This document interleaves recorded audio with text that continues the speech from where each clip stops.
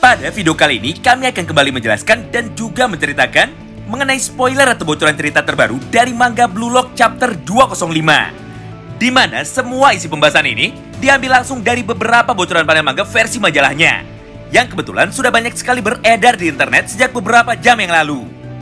Nah, secara garis besar ada 3 poin penting yang akan kita bahas dengan singkat. Pertama adalah mengenai sebuah deklarasi penting yang diucapkan oleh Isagi Yoichi kepada semua orang. Dan kedua, yaitu mengenai siapa sajakah para pemain Blue Lock yang akan dimainkan secara langsung pada pertandingan selanjutnya. Oleh karena itu, bagi kalian yang penasaran dan ingin tahu mengenai potongan cerita singkat apa saja yang sebenarnya terjadi di dalam chapter baru itu, kalian bisa simak terus ya video ini sampai habis. Kita mulai dari yang pertama. Pada awal chapter, kita pun langsung dikejutkan dengan sebuah hal yang luar biasa menarik. Di mana pada momen ini, akhirnya Isagi pun berhasil dinobatkan sebagai man of the match, atau pemain terbaik di dalam pertandingan sebelumnya yang telah dilakukan, yaitu antara tim Bayern Munchen melawan tim Manchester City.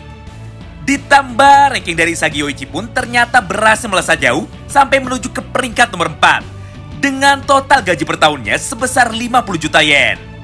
Berdasarkan semua hal itu, maka kali ini Isagi lah yang kembali dipilih oleh para reporter dari majalah olahraga di Jepang untuk menjalani sebuah interview singkat. Hingga pada panel berikutnya, reporter dari majalah tersebut pun dengan cepat langsung bertanya kepada Isagi. Isagi, aku dengar tim Bayern Munchen ingin membeli dan merekrutmu ke dalam klub mereka dan menjadikanmu sebagai seorang playmaker atau seorang gelandang tengah untuk dipasangkan bersama dengan Noel Noah di dalam setiap pertandingan. Karena bagi klub terbesar di Liga Jerman itu, kau adalah seorang pemain gelandang tengah yang sangat ideal. Mengingat pada pertandingan sebelumnya, kau telah berhasil menunjukkan kualitasmu baik di sisi penyerangan maupun di sisi pertahanan. Nah, berdasarkan statement dari klub tersebut, maka bagaimanakah menurut pendapatmu? Mendengar pertanyaan itu, Isagi pun dengan cepat langsung menjawabnya lagi. Aku sangat bersyukur jika pada akhirnya dunia mau mengakuiku sebagai seorang pemain tengah yang hebat. Namun saat ini aku masih tidak ingin membuang semua egoku dan juga cita-cita terbesarku, yaitu untuk bisa menjadi seorang striker terhebat di dunia. Ditambah, aku pun sangat ingin sekali menang dengan menggunakan golku sendiri. Jadi sampai kapanpun aku tidak akan pernah berhenti untuk terus mencoba merebut posisi striker nomor 1, baik itu di tim utama Bayern Munchen ataupun di tim nasional Jepang. Melihat respon dan jawaban dari Isagi tersebut, seketika reporter majalah yang ada di depannya pun menjadi sangat terkejut. Karena ternyata walaupun sudah mendapatkan pengakuan dari dunia, faktanya Isagi masih mempunyai sebuah ambisi lain yang jauh lebih besar daripada pencapaiannya saat ini. Kemudian kita masuk ke poin bocoran yang kedua.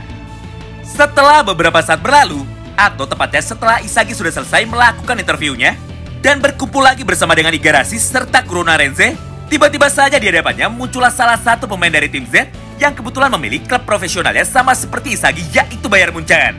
Di mana pada momen ini, Raichi yang baru keluar dari kamar mandi langsung berteriak kepada Isagi. "Ah, ternyata kalian ada di sini ya? Ngomong-ngomong, bagaimana perasaanmu, tuan pemain terbaik? Apakah kau sudah merasa puas atas semua pencapaianmu ini?" Mendengar ucapan sinis dan sarkas dari Raichi, Igarashi dan Kurona yang ada di sebelahnya pun seketika langsung berbalik meledek Raichi. "Ah, aku tahu. Kau pasti berlagak so keren seperti ini karena pada dasarnya kau sendiri juga cemburu dengan semua prestasi dari Isagi. Jujur saja Raichi, dan akui kalau permainan dari Isagi pada pertandingan sebelumnya memang layak untuk mendapatkan penghargaan sebagai man of the match atau pemain terbaik." Melihat respon dari kedua orang temannya, Raichi pun dengan cepat langsung membalasnya lagi. "Hah? Apa kau pikir saat ini aku sedang iri dan berusaha menghibur diriku sendiri? Dengar, sejak awal kompetisi ini dimulai, akulah orang yang paling jujur dengan semua perasaan yang sedang aku alami daripada kalian semua. Lagi pula, apakah kalian tidak bisa melihat ekspresi wajah frustasi dan juga kesal yang terpampang di wajahku ini? Coba saja kalian bayangkan, Isagi adalah pemain yang selalu berjuang bersama dengan kita sejak dia masih berada di dalam tim Z. Namun tiba-tiba saja waktu cepat berlalu, dan saat ini Isagi pun sudah berhasil menjadi salah satu pemain yang trending di seluruh dunia. Tidak hanya sampai di situ, karena pada panel berikutnya, dengan penuh emosi Raichi pun kembali melanjutkan semua perkataannya. Lihat dan tunggulah Isagi, karena pada pertandingan selanjutnya, aku akan segera mengejar ketertinggalanku dan menorehkan prestasi yang tidak kalah hebat dari dirimu. Nah, di momen inilah, Isagi pun seketika langsung meresponnya sambil tersenyum kepada Raichi. Haha, baiklah Raichi. Cepat kejar aku, wahai sang monster stamina tak terbatas. Wow, menarik banget ya. Intinya pada poin bocoran yang kedua ini, jiwa kompetitif dari Raichi pun seketika langsung terbakar berkat semua pencapaian yang telah berhasil diraih oleh Isagi. Hingga pada akhirnya Raichi pun langsung bertekad untuk segera menunjukkan semua kemampuan terbarunya kepada Master Noel Noah supaya dirinya bisa dimainkan pada pertandingan mereka selanjutnya. Nah, kini sampailah kita pada poin bocoran yang ketiga, sekaligus bocoran terakhir yang ada pada video kali ini. Setelah Raichi berhasil mencuri perhatian dengan semua kata-kata atau deklarasi yang baru saja dia ucapkan, selanjutnya kini giliran Yukimiya Kenyula yang kembali mendapatkan sorotan pada chapter terbarunya nanti. Di mana pada momen ini, nampak Jinpa Chieko yang mulai membuka pembicaraan seriusnya kepada Yuki dengan berkata seperti ini. Yuki, tolong berkatalah jujur kepadaku mengenai bagaimana kondisi matamu dan sudah seberapa parah penyakit yang kau derita ini. Mendengar pertanyaan dari Jinpa Chieko, Yuki pun seketika menjadi sangat terkejut. Karena faktanya dia sama sekali tidak menyangka bahwa ternyata Jinpachi sudah tahu dengan masalah yang saat ini sedang dihadapi. Hingga pada satu momen yang sama itulah, Yuki pun seketika langsung meminta maaf dan juga menjelaskan mengenai apa alasannya berbohong kepada semua orang yang ada di dalam kompetisi ini. Namun belum sempat Yuki melanjutkan perkataannya, tiba-tiba saja Jinpachi pun langsung memotongnya dan malah memberikan sebuah kabar baik kepada Yukimiya Kenyu. Intinya, saat ini Yukimiya mendapatkan sebuah penawaran yang luar biasa mengejutkan dari salah satu klub sepak bola terbaik yang ada di Liga Belanda, yaitu tim sepak bola Ajax Amsterdam. Di mana selain mereka berniat untuk merekrut Yukimiya Kenyu ke dalam tim utamanya, Ajax pun juga menjelaskan kepada Jinpachi bahwa saat ini klub mereka memiliki seorang dokter yang mungkin bisa menyembuhkan penyakit kebutaan yang sedang diderita oleh Yukimiya.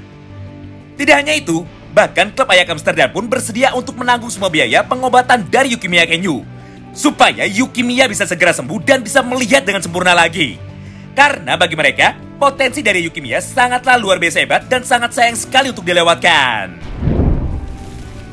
Berdasarkan semua isi bocoran cerita yang ada pada poin ketiga itu, maka saat ini semuanya pun sudah jelas bahwa pemain sepak bola di dunia nyata yang menjadi sumber referensi bagi Yukimiya Kenyu adalah seorang legenda sepak bola dari klub Ajax Amsterdam dan juga dari klub Juventus. Siapa lagi kalau bukan Edgar David? Di mana pada cerita aslinya, Edgar David pun mempunyai sebuah masalah atau sebuah penyakit yang sama persis dengan Yukimiya Kenyu, yaitu sindrom kebutaan.